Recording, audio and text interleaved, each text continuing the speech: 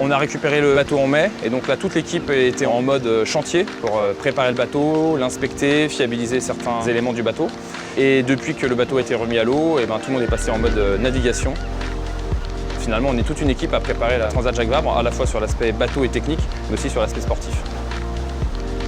Donc Eric, on s'est croisé pour la première fois en 2008. Il faisait la solitaire du Figaro et une Transat SG2R d'ailleurs. Transat SG2R qu'il avait terminé en 3e position, donc je l'avais remarqué comme étant quelqu'un de très bon. Il a aussi la réputation d'être bon vivant et d'être quelqu'un de très sympathique, au-delà de ses talents sportifs. Et comme j'attache beaucoup d'importance à l'humain, parce que je pense qu'une bonne entente et une bonne complicité sur l'eau est facteur de performance, Eric était la bonne recrue pour la Transat Jacques Vabre, de par ses qualités sportives, ses qualités humaines et aussi ses qualités de communicant.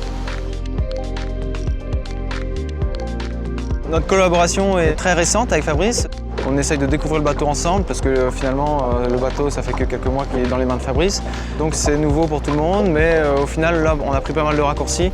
On est sur l'eau, on perd pas de temps, on enchaîne les manœuvres, on essaye de se donner des objectifs pour gravir ces petites étapes pour être prêt le jour du départ. Vu que le vent est au sud-est, là, je pense que c'est pas mal qu'on aille jusqu'à Sud-Méaban. Donc là, on y va en un bord. Ça nous permet d'avoir un point réel pour bosser notre timing. On a un duo qui est bien. Il y a Eric Perron qui vient juste de finir une Volvo Ocean Race, donc il y a pas mal de mille au compteur. Et Fabrice qui est encore dans une phase de découverte, mais qui apprend très vite. Donc on a un bon duo assez complémentaire pour la Jacques Vabre, où je pense qu'ils vont pouvoir faire un bon résultat. Ok, ça roule. J'ai terminé l'année 2014 sur une belle route du Rhum en classe 40, donc un bateau qui fait 12,18 m. Et là je suis passé 60 pieds, donc un bateau qui fait 18,28 m. Donc ça fait un tiers de plus, mais en fait tout est exponentiel, tout est plus gros, tout est plus lourd, tout est plus compliqué. Ok, ça déroule. Donc ça a été un peu un choc culturel au début, il faut s'y faire à la taille du bateau, à la taille des voiles, à tous les efforts qui sont différents et du coup à la façon de naviguer qui est différente. Moi, je le sens bien parce que pour l'instant on a des conditions quand même relativement clémentes cet été.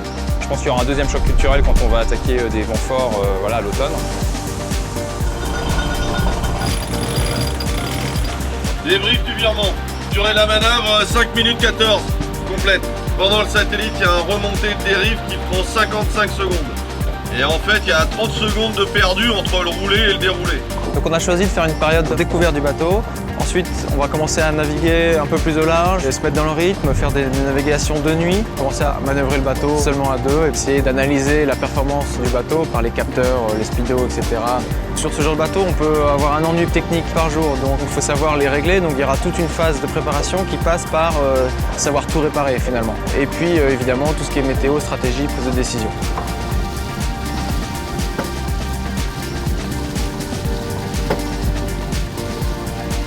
Je pense qu'avec Eric, on a les mêmes objectifs, c'est déjà d'arriver à bon port, c'est toujours très important, de faire une belle compétition en essayant de défendre les couleurs de Nurès et de Matmut le mieux possible, d'arriver avec un bon classement, mais surtout l'idée c'est aussi de raconter une belle histoire et de vivre une belle aventure et de la partager avec la Terre.